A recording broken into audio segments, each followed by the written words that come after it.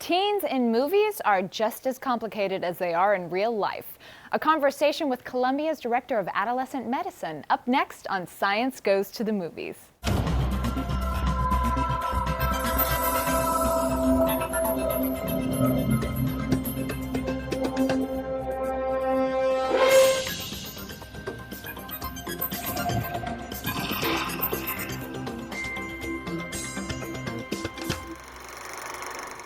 Welcome to Science Goes to the Movies, a look at the stories of science and how they change our culture.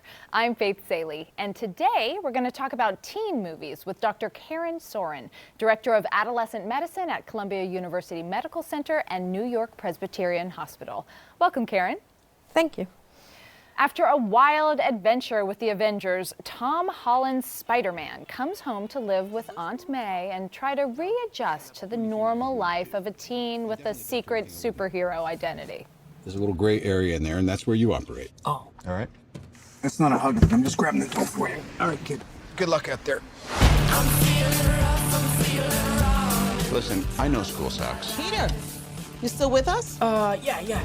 I know you want to save the world, but you're not ready yet. You're the Spider-Man. No, I'm not. I'm not. This is just a costume. This is You're on the ceiling. Stay close to the ground and stay out of trouble. In this movie, Spider-Man cannot wait to have these huge, exciting, dangerous adventures. In your practice, how many of the adolescents you see have this kind of supersized thirst for adventure? You know, it's actually a very, very important part of adolescent development, and pretty much most teenagers go through it, generally when they're younger. We sort of look at early adolescents as kids who have this huge fantasy life, who think that they can do anything, want to be. Short kids want to be basketball stars, right? Clumsy girls want to be ballerinas.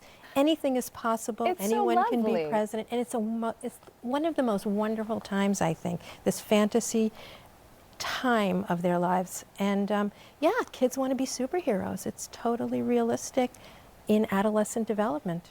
Is there an age at which you kind of generally see those big dreams bumping into reality? You know, it's interesting because generally 11 to 14 is what we consider the fantasy time, the early adolescent time. Somewhere around 14 through 16, reality sets in, and sometimes quite harshly.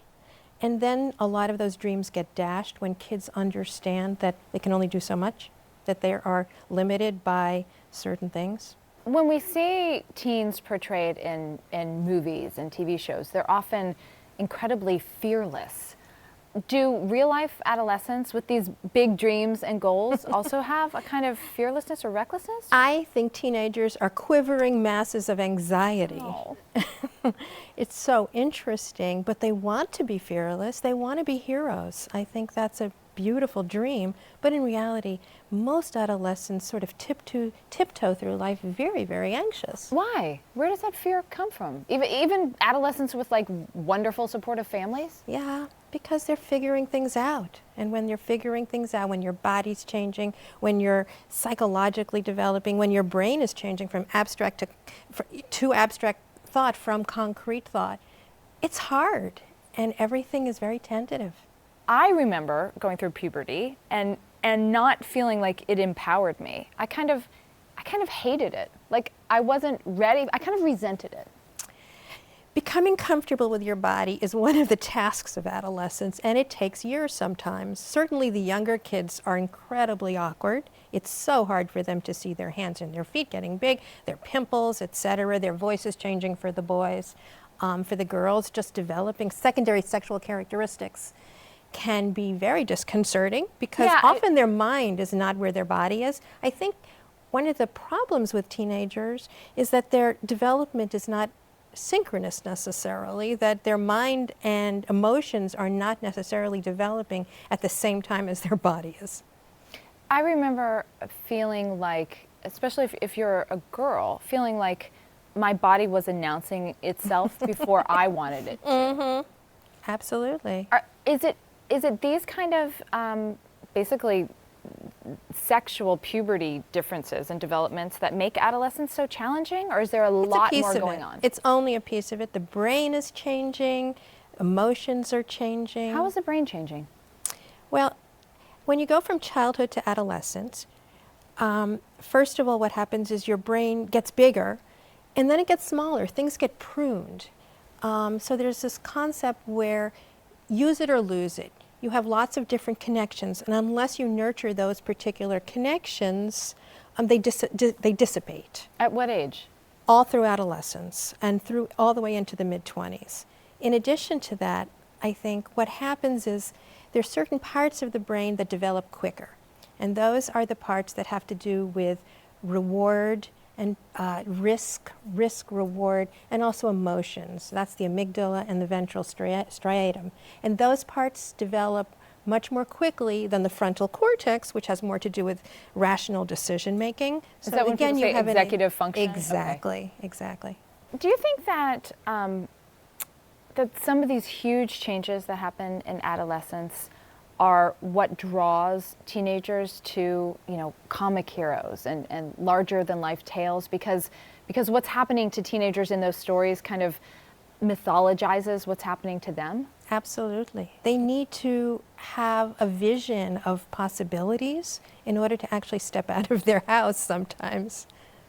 There was a movie last year called Middle School, The Worst Years of My Life, and it had this little girl who just could not wait to be older, but Yes. she had to. Yeah. And in Homecoming, Spider-Man literally cannot wait to fight with the big guys, but he's not a big guy either.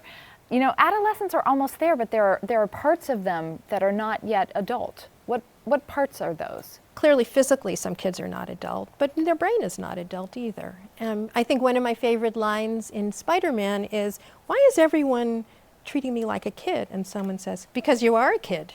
There's this need to sort of be treated with respect and to sort of demonstrate your own autonomy, but at the same time, you have limits of society, you have limits of your own body and of your own mind. So there's conflict sometimes. And every child matures at a different rate. So you take some 14-year-olds and some look like mini adults and some look like tweens, right? Absolutely. That must be very confusing for children of similar ages to figure out how to relate to each other. Actually, I think we have good data to show that early developers are perhaps more at risk than later developers. You would think the opposite, but in reality, kids whose bodies develop faster than their emotions and their ability to negotiate relationships, they have a harder time and often engage in riskier behaviors.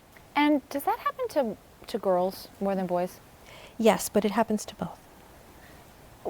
Why? Because it's happening more and more, isn't it? Aren't they saying that the onset of puberty is happening at younger and younger ages? Well, it's been around the same time for a while, but previously, ages ago, it was definitely older. The kids hit puberty at an older age. I think part of that has to do with nutrition. Believe it or not, as nutrition became better and people's bodies matured faster and sexual secondary characteristics came out earlier.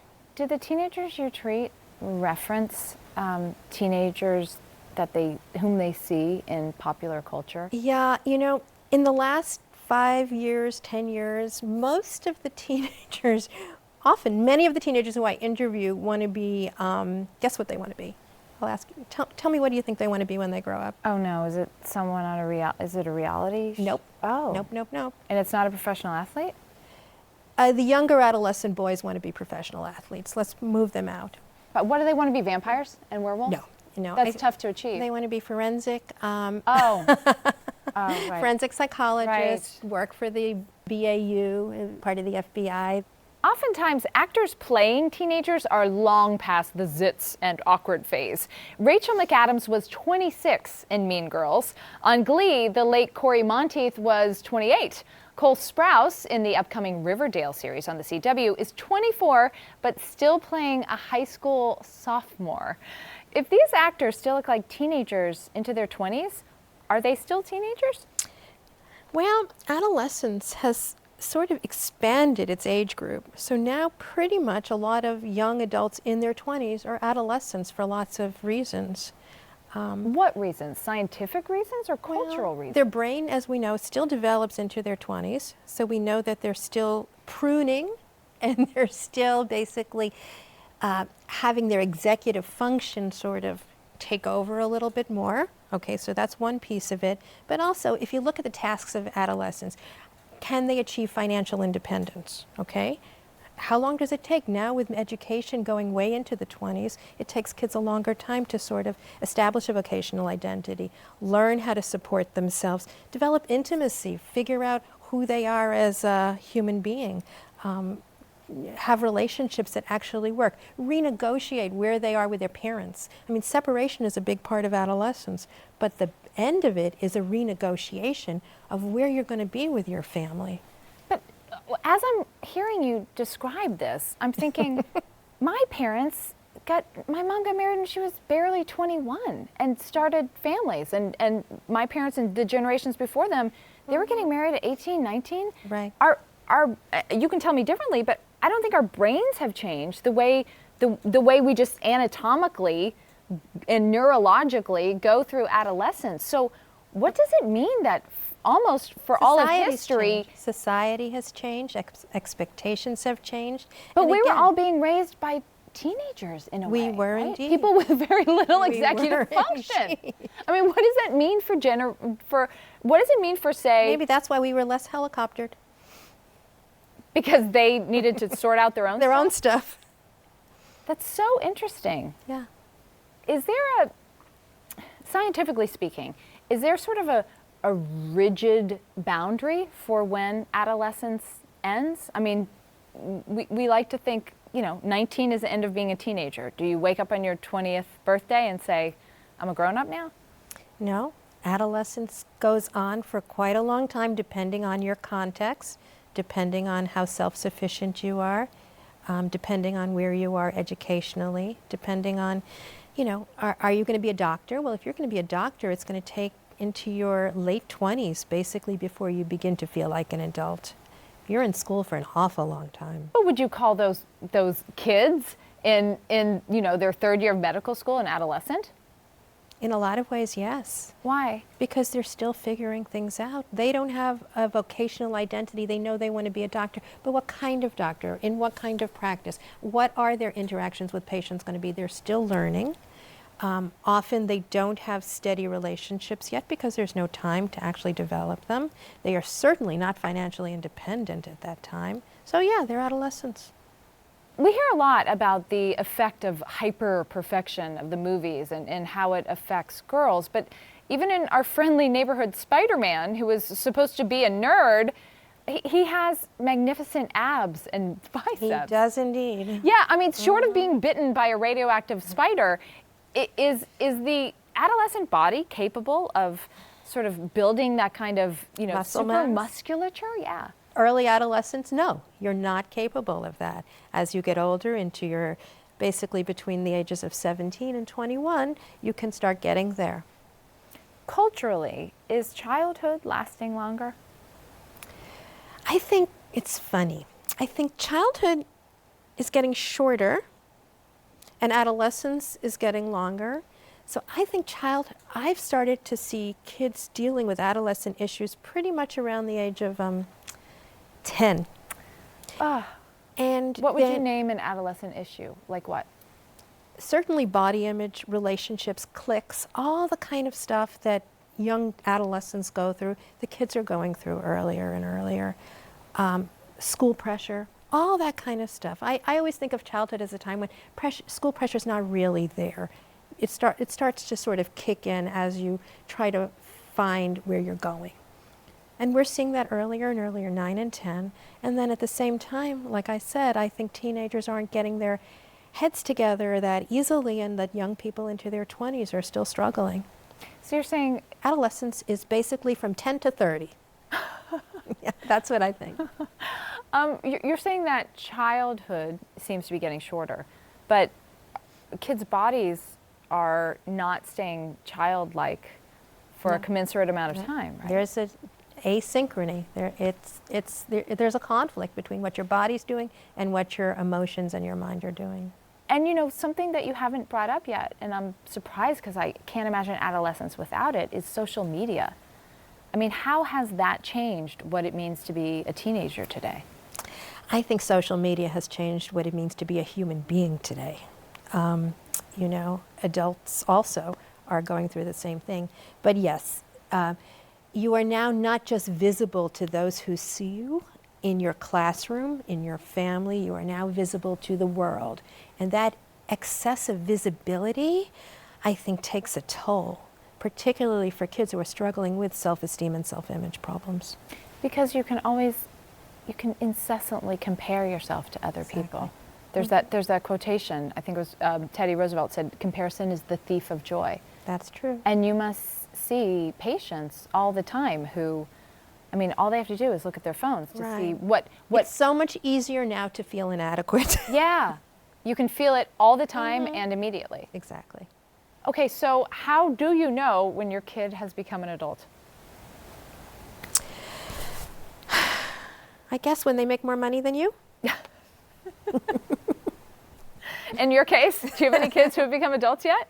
Indeed. Oh, congratulations. Yes. No, I mean, No. economic solvency is certainly a life that's a marker, piece but of it. what else?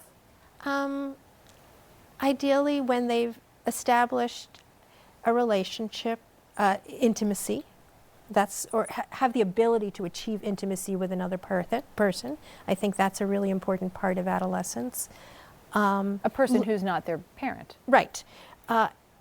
Learning how to basically walk around the world independently, but come back to the parent and have a renegotiated relationship with less conflict, perhaps. I think that's also a good piece of adulthood when adolescent becomes an adult.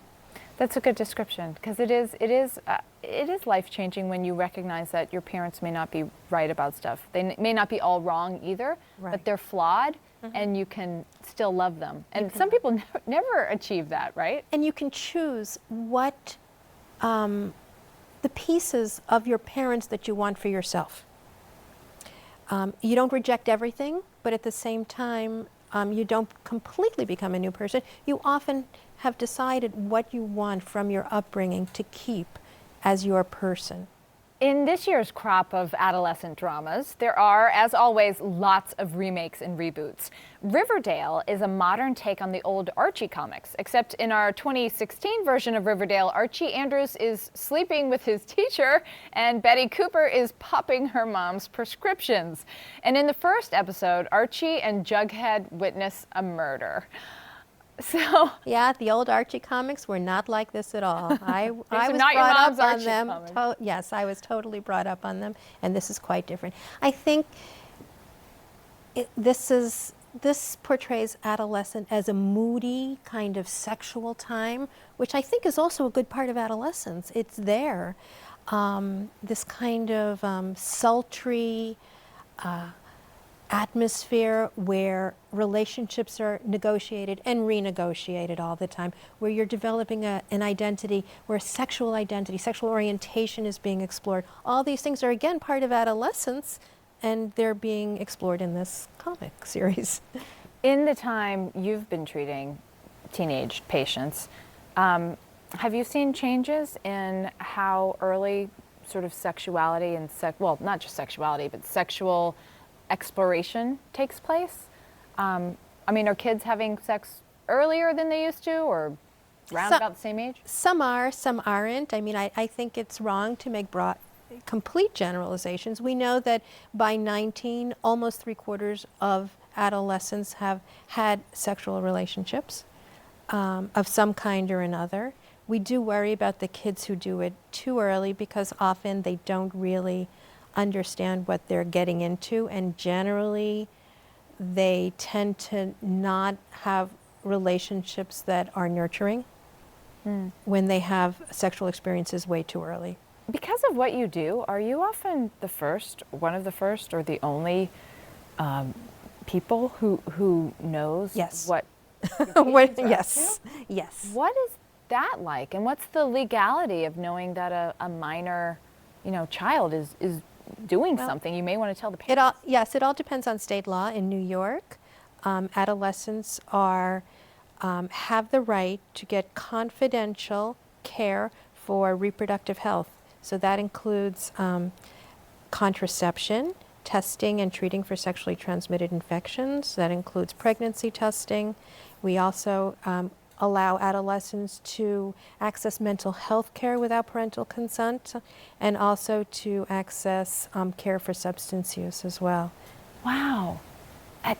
That I am imagining that must feel like conflicting to you, right? Because if you find out that you have a patient who is either sexually active or addicted to something or has a mental health issue, one would want to enlist the family to help, right? So again, the caveat is if the child is a danger to self or others, if you really feel that this child is in trouble and that you need to break confidentiality, you should do it. My take on this is I always tell the child, I tell the teenager, because I am worried about your safety, I feel like we have to break confidentiality. I tell them this in advance, actually, before they even disclose anything, but I will do it. I will tell you first, and we'll discuss how to do this to get you the help you need. As a culture, we've kind of come to this agreement that childhood should be protected. Should adolescence, or is risk-taking a really big part of learning to grow up? Well, you know, one of the reasons that the brain basically develops asynchronously so that your risk center is more active than your executive functioning center is because risk is necessary. It's an evolutionary necessity. If you were not able as an adolescent to take risks, you would never leave the nest. And creativity is all about risk. So risk is actually very, very important. And what we want is obviously kids to step out of their safe environment and take risks. We do want that. We want them to take risks in school, with people, with everything. We just want them to be safe. Yeah. It sort of begs the question about what we call helicopter parenting today. Is that something that you've seen grow more and more as you've practiced? In certain communities, yes, and in certain communities, no. I mean, the reason I bring that up is it's sort of part and parcel of helicopter parenting is taking away the risks that your child might experience. Right. Yes, and that it's a that disservice, can be you're hard. saying. It's a disservice. I think kids really do have to step outside the boundaries and figure things out for themselves, and it's very scary. You can't protect them from everything. Are you basically the most unflappable person? Like, you have teenagers who, does your jaw ever drop? I mean, do they ever tell you something that you're like, what? Yep. But I like to learn. So when my jaw drops, I say, tell me more. That's really interesting. That's something I really had never thought of. Tell me more about it. I love learning about these kids. And what is it that draws you to devote your professional life to teenagers? They are never boring. I love being stimulated intellectually. And I like listening, and I like helping and guiding, but the big thing is they are never boring. I do not want to be in a boring job. And you say you like listening. I mean, if you had to give someone your number one tip for how to deal with the teenager, I mean, deal sounds pejorative, right? But how to connect with the teenager, is it listening? It's listening. It's true listening. And it's also accepting. It's hard for parents sometimes to accept things they don't want to accept. It's really hard. Like what? A child's limitations, a child's direction, a child's identity, whatever it's going to be, parents struggle sometimes. And being accepting and also listening, I think, are really, really critical. In Treasure Island, the 1883 novel by Robert Louis Stevenson, the kid hero, Jim Hawkins, is a real kid. He has no superpowers and is always at the mercy of the morally ambiguous Long John Silver. But in most modern movies, children and teens have extraordinary skills. In Harry Potter, kids can bend the laws of physics. In The Hunger Games, they change the course of a nation. Is that a lot of pressure for a teenager? Slightly, yep.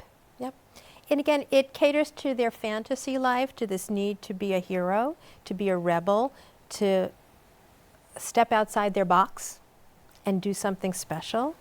So is it a pressure? I think not so much pressure.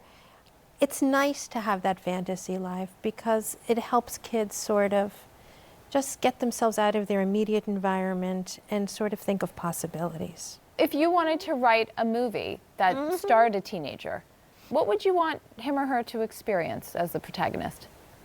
I love fantasy life. I love heroism, rebellion. I love this, the kind of sultry sexuality thing that's so, that's very seductive. I love the whole piece of it. You embrace the sultry sexuality of adolescence. It's part of it. It's yeah, totally I guess parents don't want to think it's there, but it's there. It's there, and it must not be denied, right? Because no, I think if we deny it, the kids are going to do it anyway, and we're just in the dark. Do a lot of your patients read YA, young adult literature? Not very much.